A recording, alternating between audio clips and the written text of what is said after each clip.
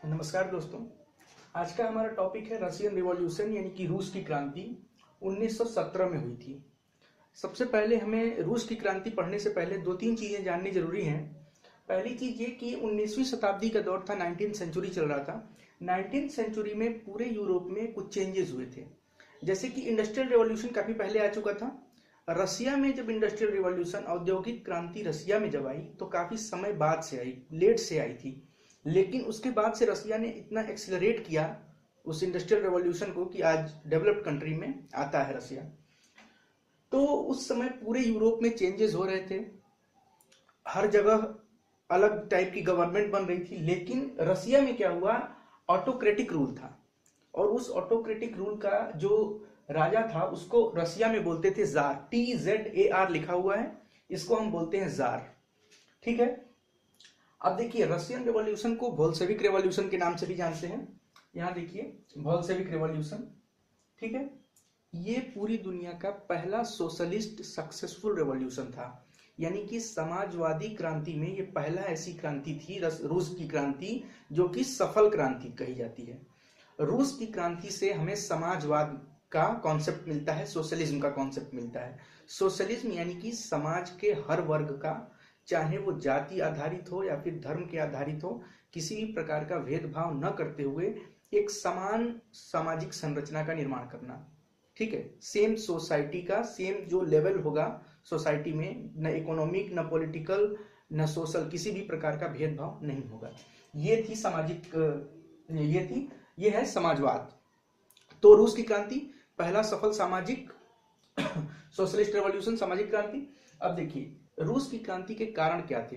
हम इसमें रूस की क्रांति के कारण पढ़ेंगे, उसके परिणाम पढ़ेंगे, और रूस की क्रांति क्या हुई थी, क्या क्या चीजें हुई थी वो पढ़ने वाले हैं। तो सबसे पहले सामाजिक कारण। सामाजिक कारण ये था कि जो रूस की सोसाइटी थी वो फ्यूडलिस्टिक सोसाइटी थी। पहली चीज की फ्यूडल सोसाइटी थी। दूसरी इसमें क्या था, सामाजिक में जो सामाजिक संरचना थी रूस की, वो दो तरह से डिवाइडेड थी। जैसे हमने फ्रांस की क्रांति में तीन सामाजिक समाज में तीन भाग में विभक्त थे, तीन डिविजन्स थे फ्रांस की क्रांति में। रूस की क्रांति में रूस का जो सोसाइटी है वो दो भागों में डिवाइडेड है, एक प्रिविलेज्ड क्लास, एक non privileged class. Sorry, privileged class यानी कि वो क्लास जिसकी संख्या मात्र 10% थी रूस में, लेकिन सारे का सारा जो संसाधन था और सारे पॉलिटिकल, इकोनॉमिक, सोशल, सारे के सारे राइट्स मिले हुए थे प्रिविलेज क्लास को। नॉन प्रिविलेज क्लास के पास कोई भी राइट्स नहीं थे, ना सोशल, ना पॉलिटिकल, ना इकोनॉमिक। दूसरी चीज 1900, ये इसकी नॉन प्रिविलेज क्लास की जो पॉपुलेशन थी वो 90% थी। 90% लोग नॉन प्रिविलेज क्लास से और 10% लोग प्रिविलेज क्लास से थे। ठीक है। दूसरा कारण है तो इसके चलते क्या हुआ, समाज में जो खाई बनती चली जा रही है प्रिविलेज और नॉन प्रिविलेज क्लास से, इसके एक असंतोष की भावना थी। ठीक है, डिससेटिस्फैक्शन था। सेकंड इज द इकोनॉमिक का रीजन क्या था, आर्थिक कारण क्या था। तो देखिए इंडस्ट्रियल रेवोल्यूशन, जैसे कि मैंने पहले बताया, हर जगह पहले आ चुका था, लेकिन रूस में लेट से आया। इंडस्ट्रियल रिवॉल्यूशन जब आया रूस में तो काफी तेजी से आया, एक्सीलरेशन काफी तेजी से हुआ इंडस्ट्रियल रिवॉल्यूशन की। इसके चलते दो ग्रुप्स थे, एक कैपिटलिस्ट और एक वर्कर्स। कैपिटलिस्ट यानी कि जो फैक्ट्रीज थी उसके जो ओनर्स थे, ये कुछ लोग रशियन भी थे और कुछ बाहर के भी अन्य यूरोपियंस भी थे। जो कैपिटलिस्ट थे उनकी तो कोई दिक्कत नहीं है, लेकिन जो वर्कर्स थे उनका कंडीशन बहुत खराब था, उनके साथ शोषण होता था, एक्सप्लॉइटेशन, और इनको 12 से 15 घंटे काम करना पड़ता था। 12-15 घंटे, अधिक भी समय बढ़ सकता था, तो ये ज्यादा समय तक इनको काम करना था। सेकेंड चीज है कि इसमें वो लोग चाहते थे कि वीमेन और चिल्ड्रन का शेयर ज्यादा हो लेबर में। 31% वीमेन का शेयर था, इसलिए ज्यादा हो क्योंकि वीमेन और चिल्ड्रन, महिलाओं को और बच्चों को अंडर पेड किया जाता था, यानी कि उनको जो सैलरी दी जाएगी सॉरी, वो सैलरी जो मेन होंगे उनसे कम होगी।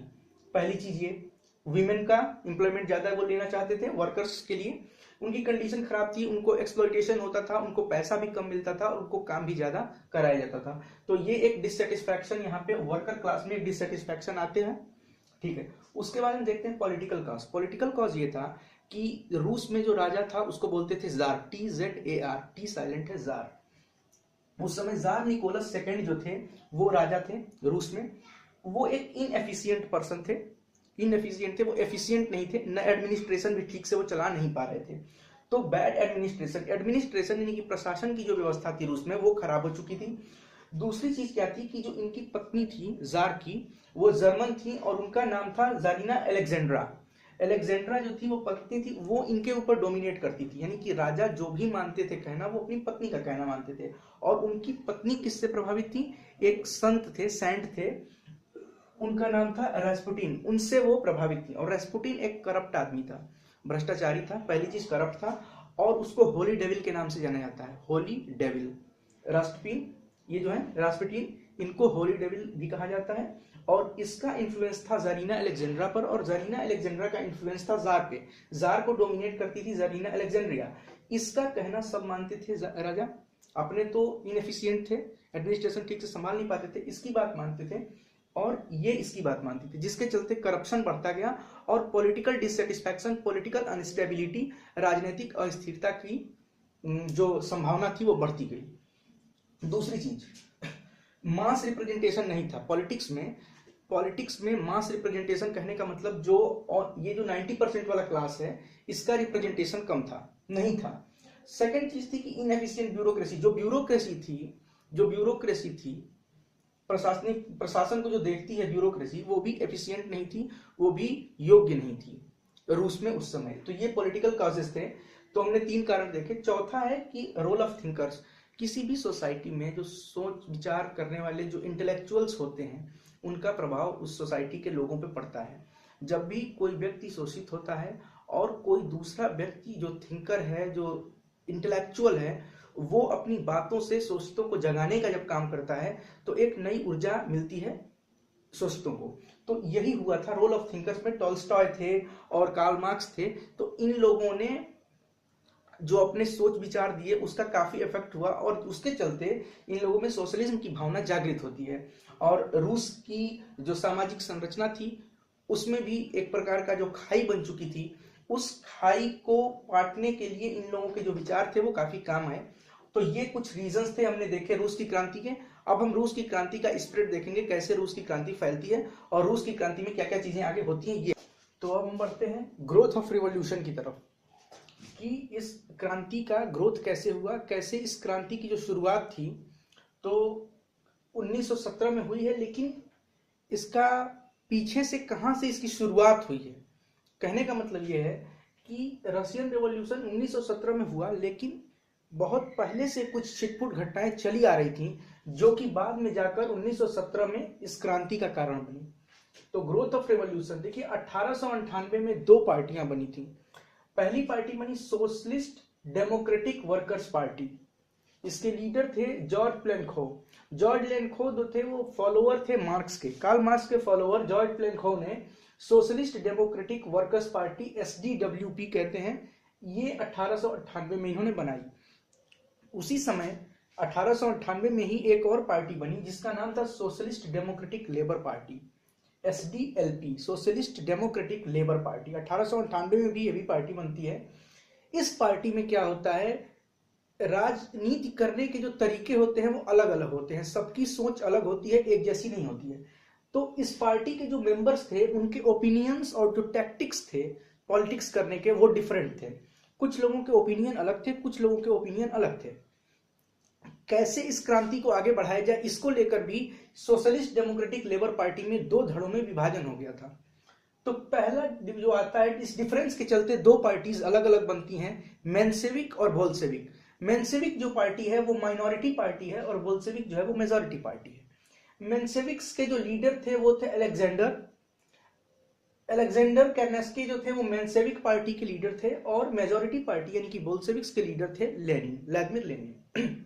अब देखिए, मेंशेविक्स और बोल्शेविक्स में बेसिक अंतर क्या है। पहला अंतर यह है कि मेंशेविक्स माइनॉरिटी हैं और बोल्शेविक्स मेजॉरिटी हैं।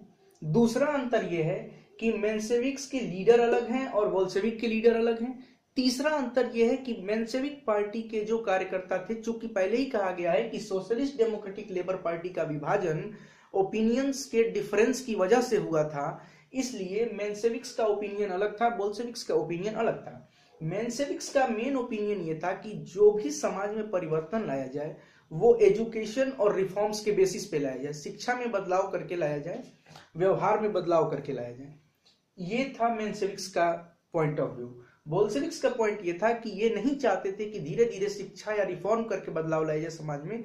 इनका कहना था कि क्रांति या फिर रेवोल्यूशन चला करके समाज में डिफरेंस लाया जाए और जो समाज में अलग अलग तरह के प्रिविलेज और नॉन प्रिविलेज क्लासेस बने हुए हैं उनको एक कर दिया जाए। ये बोल्शेविक्स का था। ये एजुकेशन और रिफॉर्म के चक्कर में नहीं पढ़ना चाहते थे, ये रेवोल्यूशन के चक्कर में पढ़ना चाहते थे, ये क्रांति के माध्यम से रिफॉर्म लाना चाहते थे सोसाइटी में। दूसरी चीज है कि इसी बीच एक और पार्टी बनी, पार्टी ऑफ पीजेंट्स, जिसको सोशलिस्ट रेवोल्यूशनरी पार्टी कहा जाता है। ये पीजेंट्स की पार्टी थी। अब मूवमेंट 1905 से 1907 के बीच में, 1905 से 1907 के बीच मूवमेंट कैसे फैल रहा है ये हम देखते हैं। सबसे पहले तो देखिए एम्स ऑफ बोल्शेविक्स। बोल्शेविक्स के एम क्या थे, उनके लक्ष्य क्या थे। पहला था कि ऑटोक्रेटिक जो रूल चल रहा था उसको अप्रूव करना चाहते थे, ऑटोक्रेटिक रूल खत्म करना चाहते थे। दूसरा जो वर्किंग कंडीशन था, जो 12 से 15 घंटे काम कराया जाता था वर्कर्स से कैपिटलिस्ट के द्वारा, उसको ये 8 घंटे बनाना चाहते थे। फ्यूडल सिस्टम जो गवर्नमेंट का था उसमें फ्यूडल्स में जो ऑपरेशंस होते थे, ऑपरेशंस कहने का मतलब जो लोगों को दबाया जाता था, तो फ्यूडल ऑपरेशंस को एबॉलिश करना चाहते थे, ये खत्म करना चाहते थे।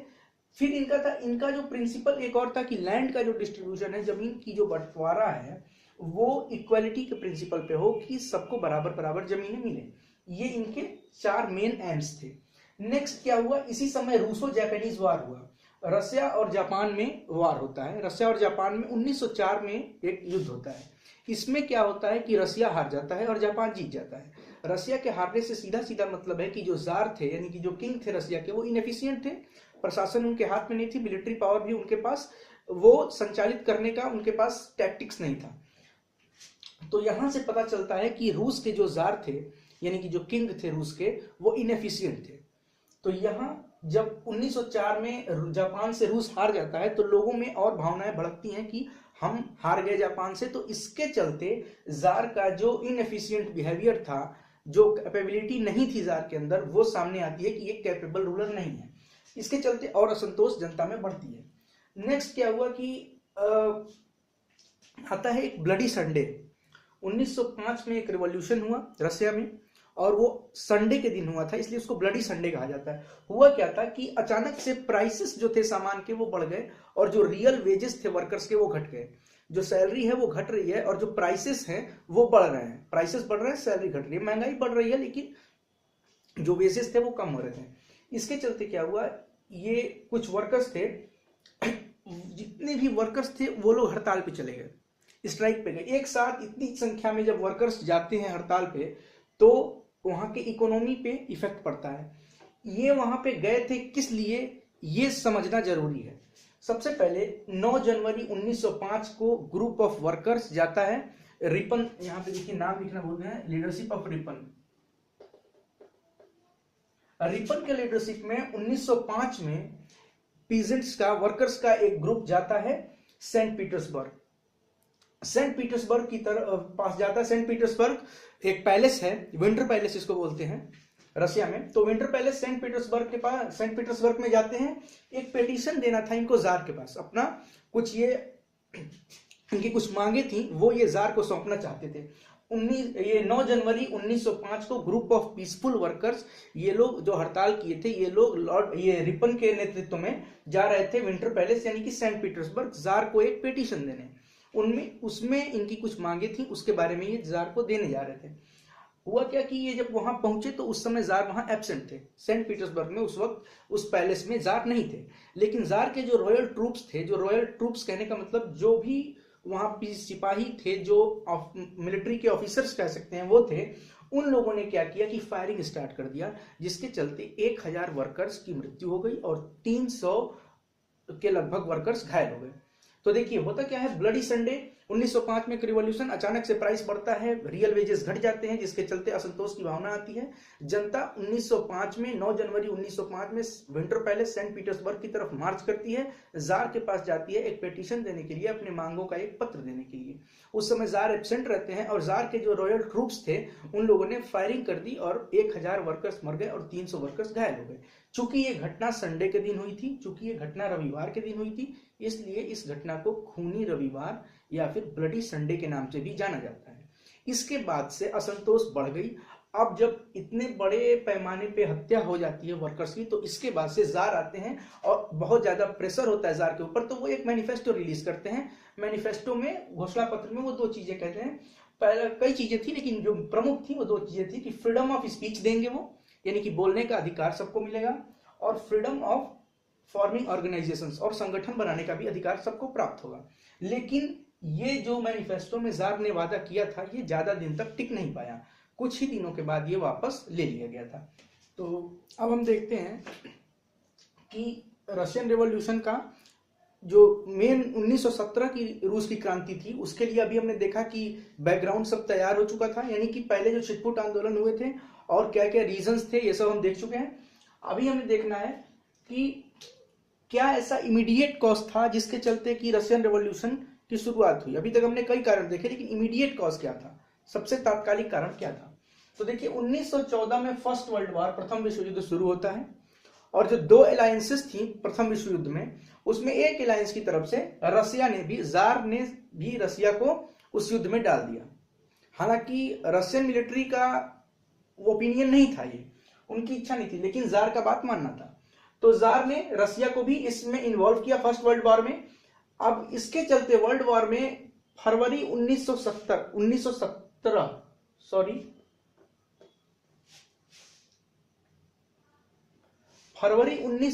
तक 7 लाख सोल्जर्स मारे जा चुके थे। फरवरी 1917 तक 7 लाख सोल्जर्स मारे जा चुके थे। 1914 में वर्ल्ड वॉर शुरू हुआ, 18 में खत्म हुआ। इसके चलते जब भी कोई युद्ध में, कोई कंट्री युद्ध में पार्टिसिपेट करती है तो इकोनॉमिक स्टेबिलिटी खत्म हो जाती है। तो फूड यानी कि खाने का शॉर्टेज हो गया और पैसे की भी कमी हो गई।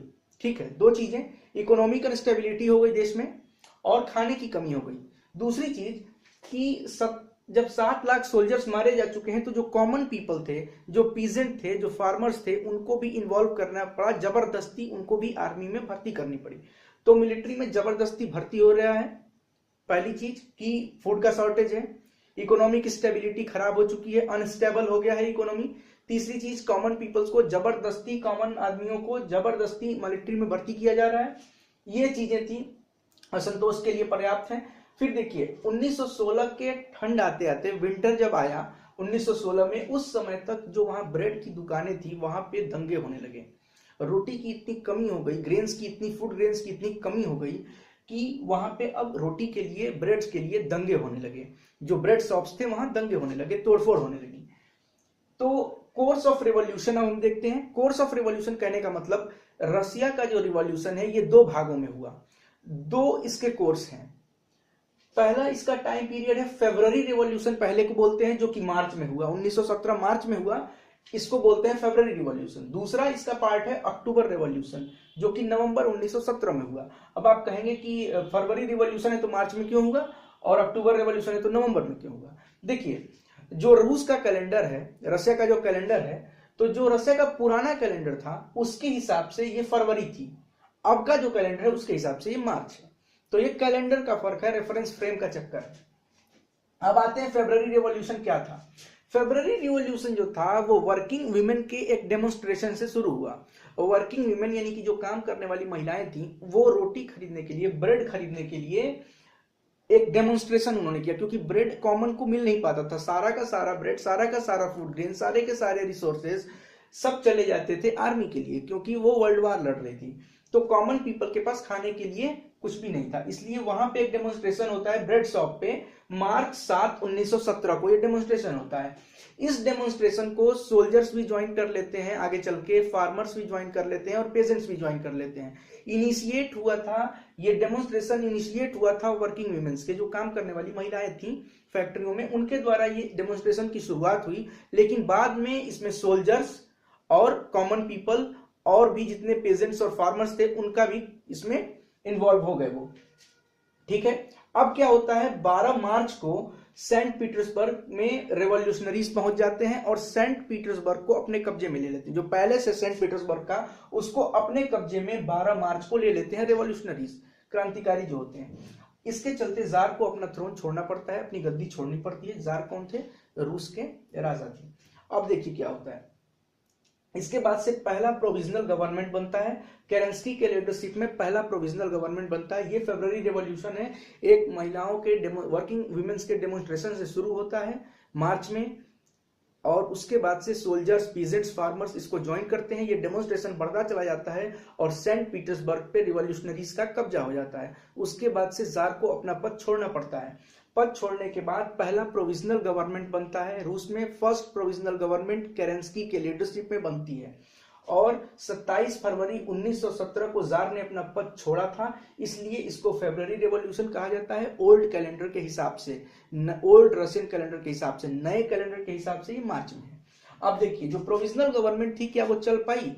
नहीं चल पाई। नहीं चल पाई तभी तो यहाँ पे अक्टूबर रिवॉल्यूशन लिखा हुआ है। अगर प्रोविजनल गवर्नमेंट सक्सेसफुली चल गई होती तो इस रेवोल्यूशन की जरूरत ही नहीं पड़ती। जो 2 कोर्स है रसा के रेवोल्यूशन में वो एक ही रह जाता, सिर्फ और सिर्फ फेब्रुअरी रेवोल्यूशन। लेकिन नहीं, प्रोविजनल गवर्नमेंट्स ने के पास 4 चीजें थी उनको माननी थी।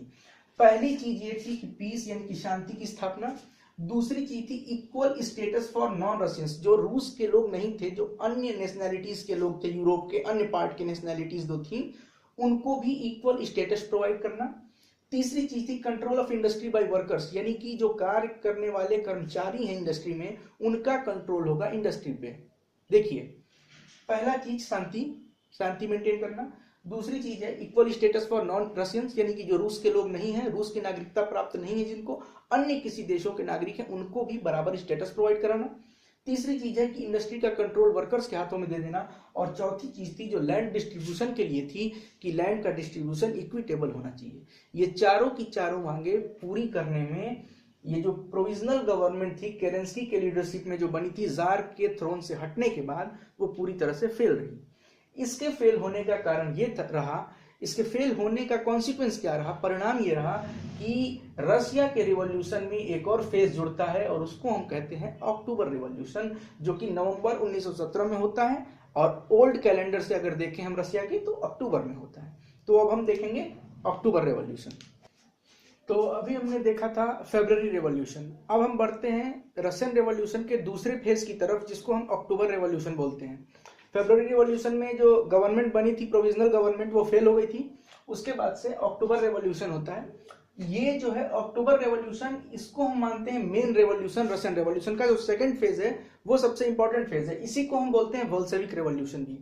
इसकी खासियत ये थी कि बिना खून बहाए ये क्रांति हुई थी, कोई भी ब्लड शेड नहीं हुआ था, खूनी संघर्ष नहीं हुआ था। अप्रैल 1917 में लेनिन रशिया वापस आते हैं एग्जाइल से, अपने एग्जाइल हो गया था उनको, वो एग्जाइल से वापस आते हैं अप्रैल 1917 में और वो रेवोल्यूशन के पक्ष में रहते हैं। वो चाहते हैं कि रेवोल्यूशन हो, ही फेवर्ड रेवोल्यूशन। तो देखिए, लेनिन रिटर्न होते हैं रशिया अप्रैल 1917 में और वो एक 3 उनकी पॉइंट्स होती हैं जिनको अप्रैल थीसिस बोलते हैं, लेनिन्स अप्रैल थीसिस बोलते हैं।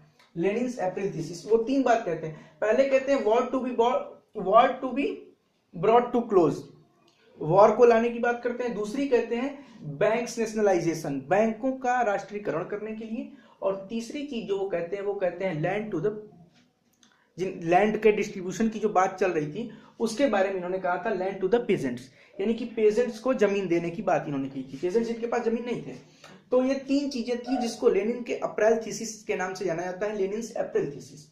अब देखिए, नवंबर 7, 1917 यही दिन था जब अक्टूबर रेवोल्यूशन हुआ। नवंबर 7, 1917 को यह रेवोल्यूशन की शुरुआत होती है। अगर हम रशिया के पुराने कैलेंडर से देखें तो ये 24 अक्टूबर 1917 होता है पुराना कैलेंडर, इसीलिए उसको अक्टूबर रेवोल्यूशन बोला जाता है। नए कैलेंडर के हिसाब से नवंबर 7, 1917 को इन्होंने बोल्शेविक पार्टी के 4 फोल्ड के प्रोग्राम्स थे। 4 प्रोग्राम्स थे बोल्शेविक पार्टी के। पहला था लैंड टू टिलर, दूसरा था इंडस्ट्री टू वर्कर्स, यानी कि इंडस्ट्री वर्कर्स चलाएंगे। थर्ड चीज थी पीस, यानी कि शांति। और चौथी चीज थी फूड टू हंग्री, यानी कि जो भूखे हैं उनको खाना देना। शांति, लैंड टू टिलर और इंडस्ट्री टू वर्कर्स, ये 4 पॉइंट थे इनके। बोल्शेविक पार्टी के मेन 4 एम थे। इनका जो स्लोगन था वो था ऑल पावर्स टू सोवियत, यानी कि जितने भी पावर्स हैं वो सब सोवियत को पास होने चाहिए, ये इनका स्लोगन था। अक्टूबर रेवोल्यूशन में बोल्शेविक्स का स्लोगन क्या था? All powers to Soviet. अब हम बात करें कि अक्टूबर 7, 1917 को एक्चुअली हुआ क्या था। देखिए, ये पहली ऐसी क्रांति है, पहली कह सकते हैं, हाँ, ये ऐसी क्रांति थी जिसमें कि ब्लड शेड नहीं हुआ। अगर हम फरवरी क्रांति की बात करें तो उसमें ब्लड शेड हुआ, लेकिन अगर हम नवंबर में बोले, इस 7 नवंबर 1917 को, यानी कि जो अक्टूबर रेवोल्यूशन था, इसमें कोई क्रांति में खून नहीं बहा। आर्म वर्कर्स यानी कि जो वर्कर्स थे उनके पास गन्स थे वो, प्लस रेवोल्यूशनरीज जो क्रांतिकारी थे, लेनिन के सपोर्टर्स, वो सपोर्टेड बाय आर्मी, रूस की आर्मी के द्वारा सपोर्ट किए गए। यानी कि देखिए, पहली चीज कि वर्कर्स, आर्म्ड वर्कर्स यानी कि जो कार्य करने वाले हैं फैक्ट्रीज में, इंडस्ट्रीज में, वो अपना हथियार लेकर आ रहे हैं। दूसरे की क्रांतिकारी आ रहे हैं, और तीसरे ये सबको सपोर्ट कर रही है रूस की आर्मी। ठीक है, ये लोग एक साथ मिलकर के मार्च करते हैं पेट्रोग्राड की तरफ। पेट्रोग्राड की तरफ जब ये मार्च करते हैं तो वहां जब ये पहुंचते हैं तो अपने कब्जे में पेट्रोग्राड को ले लेते हैं, विंटर पैलेस को भी अपने कब्जे में ले लेते हैं। और जो प्रोविजनल गवर्नमेंट की पार्टी के मेंबर्स थे, क्योंकि अब जार तो हट चुके हैं, इसके पहले वाले फरवरी रेवोल्यूशन में जार को हटा दिया गया था और प्रोविजनल गवर्नमेंट फॉर्म हुई थी। अब प्रोविजनल गवर्नमेंट के जो, बहुत ध्यान से सुनिएगा, पहले वाले में जार को हटाने के लिए हुआ था, और दूसरे वाले में जो प्रोविजनल गवर्नमेंट बनी थी उसके मेंबर्स को पकड़ के जेल में डाल दिया गया, बिहाइंड द बार कर दिया गया। ठीक है, इस तरह से विंटर पैलेस कैप्चर हो गया बिना किसी खून बहाए। और उसी दिन, सेम उसी दिन, all India Russian Congress of Soviet की एक मीटिंग बुलाई जाती है, यानी कि नवंबर 7, 1917 को आर्म फोर्सेस, आर्मी जो थी रसिया की, वो जो रेवोल्यूशनरीज थे, वो जो वर्कर्स थे, वो सब जाते हैं विंटर पैलेस को कब्जे में कर लेते हैं। प्रोविजनल गवर्नमेंट के जो मेंबर्स थे उनको बिहाइंड द बार कर दिया जाता है, यानी कि जेल में डाल दिया जाता है। और विंटर पैलेस को कैप्चर करने के बाद उसी दिन all India Russian Congress of Soviet की मीटिंग बुलाई जाती है, और पॉलिटिकल पावर जो प्रोविजनल गवर्नमेंट के पास थी वहां से वापस आ जाती है बोल्शेविक के पास, और बोल्शेविक्स की गवर्नमेंट फॉर्म हो जाती है। इस तरह से हमने देखा कि रूस की क्रांति समाप्त होती है। रूस की क्रांति 2 फेज में हुई थी, एक बार रिवाइज कर लेते हैं। पहला फेज जो था वो फरवरी रेवोल्यूशन बोलते हैं, दूसरे फेज को अक्टूबर रेवोल्यूशन बोलते हैं। फरवरी रेवोल्यूशन में जार को हटाया गया था, रसिया के किंग को हटाया गया था, और मेंशेविक्स पार्टी जो थी उसकी सरकार बनी थी, provisional government, first provisional government बनी थी। उसके बाद से अक्टूबर रिवॉल्यूशन में आते हैं। अक्टूबर रिवॉल्यूशन में जो फर्स्ट प्रोविजनल पार्टी जो बनी थी, गवर्नमेंट जो बनी थी, उसके मेंबर्स को हटा करके बोल्शेविक्स अपना गवर्नमेंट फॉर्म करते हैं। अब हम देखने वाले हैं कॉन्सिक्वेंसेस क्या हुए, क्या परिणाम हुए रूस की। तो अब हमने रशियन रेवोल्यूशन देख लिया, अब हम आइए देख लेते हैं अचीवमेंट्स ऑफ बोल्शेविक गवर्नमेंट। जो अक्टूबर रेवोल्यूशन हुआ उसके बाद से बोल्शेविक गवर्नमेंट का फॉर्मेशन होता है। उनके अचीवमेंट्स क्या कहते हैं, उनके जो 4 प्रोग्राम्स थे उसको उन्होंने लागू किया। जैसा कि पहले जो गवर्नमेंट बनी थी प्रोविजनल गवर्नमेंट मेंशेविक्स की, फरवरी रेवोल्यूशन के बाद उसने अपने मांगों को पूरा नहीं किया, जिसके चलते वो सरकार गिर गई थी। लेकिन बोल्शेविक गवर्नमेंट ने जो कहा था वो पूरा किया। इसने पीस के बारे में कहा था तो शांति हुई। दूसरी चीज, इसने प्राइवेट प्रॉपर्टी को हटा दिया, यानी कि अब जो भी किसी एक इंडिविजुअल का कोई प्रॉपर्टी है वो नेशन की प्रॉपर्टी मानी जाएगी, प्राइवेट प्रॉपर्टी नहीं रहेगी। इकोनॉमिक एक्सप्लॉइटेशन इसके चलते बंद हो गया। जो आर्थिक रूप से लोगों का शोषण किया जा रहा था, जो नॉन प्रिविलेज क्लास का शोषण किया जा रहा था रूस में प्रिविलेज क्लास के द्वारा, वो बंद हो गया। तीसरी चीज, जितने भी बैंक्स थे, ये पहले उनके मांग में था, उन्होंने कहा था, उनकी जो 4 फोल्ड प्रोग्राम पॉलिसी थी उसमें यह भी था कि बैंकों का राष्ट्रीयकरण होगा। तो बैंकों का, इंडस्ट्रीज का, और जितनी भी इंश्योरेंस कंपनीज थी सबका नेशनलाइजेशन कर दिया गया। Declaration of right of people, सारे लोगों को एक समान अधिकार दिया गया, चाहे वो रसिया के नेशनैलिटी के हों या फिर किसी अन्य नेशनैलिटी के हों। ठीक है, अब हम आइए देख लेते हैं जल्दी से कि कॉन्सिक्वेंसेस ऑफ रेवोल्यूशन क्या थे, इस रेवोल्यूशन के परिणाम क्या थे। हमने फ्रांस की क्रांति के बाद देखा था कि फ्रांस की क्रांति में, जब हमने पढ़ा था फ्रांस की क्रांति, तो उसमें हमने ये देखा था कि क्या क्या उसके आउटकम्स थे रिवॉल्यूशन के। इसमें भी देखते हैं। तो कॉन्सिक्वेंसेस में पहली चीज कि सिविल वार ब्रोक आउट हो गया।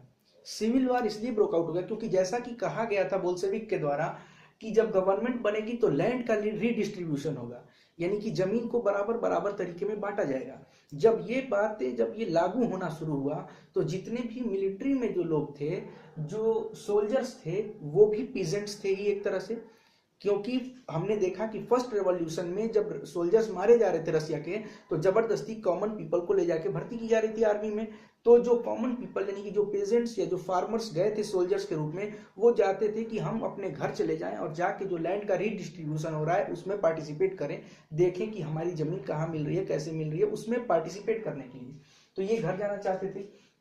दूसरी चीज, 1918 से 1919 के बीच में क्या हुई कि 2 पार्टियां थी रूस में। एक ग्रीन्स थे जो कि सोशलिस्ट रेवोल्यूशनरीज थे, और दूसरे व्हाइट्स थे जो कि जार के सपोर्टर्स थे। तो ये ग्रीन्स जो थे वो सोशलिस्ट रेवोल्यूशनरीज थे, सामाजिक क्रांतिकारी थे, लेकिन ये जो व्हाइट्स थे ये जार के सपोर्टर्स थे। इन दोनों लोगों का काफी सारा होल्ड था रसिया में, रसिया के काफी सारे पार्ट्स में इनकी चलती थी, इनका ही राज चलता था। तो इनका जो कंट्रोल था वो अपने कंट्रोल को साउथ में अब ले जाना चाह रहे थे। साउथ में कौन थे? बोल्शेविक्स थे, जिनको रेड भी कहते हैं।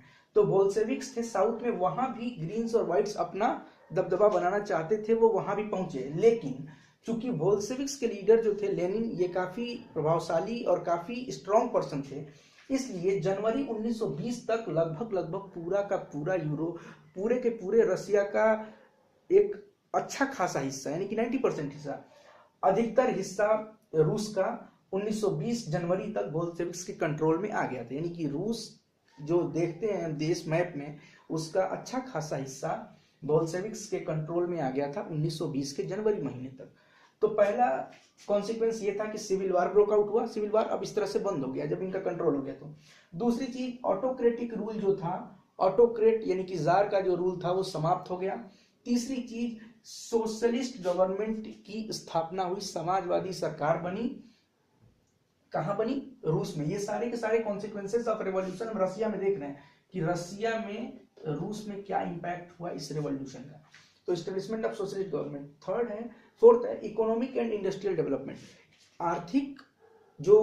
आर्थिक रूप से पिछड़ापन आ गया था रूस में, चूंकि फर्स्ट वर्ल्ड वॉर में जब पार्टिसिपेट इन्होंने किया था तो काफी सारा धन का नुकसान हुआ, सोल्जर्स मारे गए, फूड ग्रेन्स की कमी हुई, रोटियों की दुकानों में हमने देखा कि ब्रेड के दुकानों में दंगे होने लगे। तो वहां से स्थिति जो खराब थी, वो डेवलपमेंट शुरू हुआ, इकोनॉमिक डेवलपमेंट और औद्योगिक डेवलपमेंट। इंडस्ट्रियल रेवोल्यूशन जो कि लेट से आया था रसिया में, वो भी जब आया तो इतनी तेजी से एक्सिलरेट हुआ कि आज रसिया वर्ल्ड पावर है।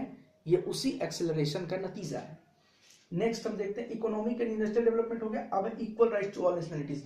ये जो नेशनलिटीज की इशू जो उठा था कि जो रसिया के लोग हैं और जो अन्य नेशनलिटी के लोग हैं, दोनों को इक्वल राइट प्रोवाइड करने के लिए, तो ये भी काम इन्होंने किया और इक्वल राइट मिला।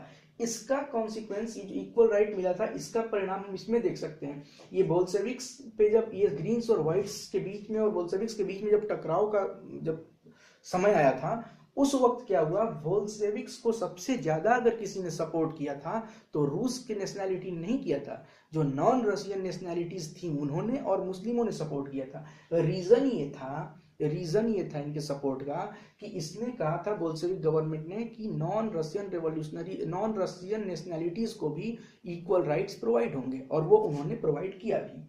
और उसके बाद से, इस रिवॉल्यूशन के बाद से जब जार का रूल खत्म हो गया और एक बोल्शेविक गवर्नमेंट आई लेनिन के नेतृत्व में, तो फिर रसिया आज वर्ल्ड पावर है। इमरजेंस हुआ वर्ल्ड लेवल पे रसिया का, और रसिया वर्ल्ड पावर हुआ। इसके बाद से फिर स्टालिन आए और उन्होंने अपने रिफॉर्म्स किए।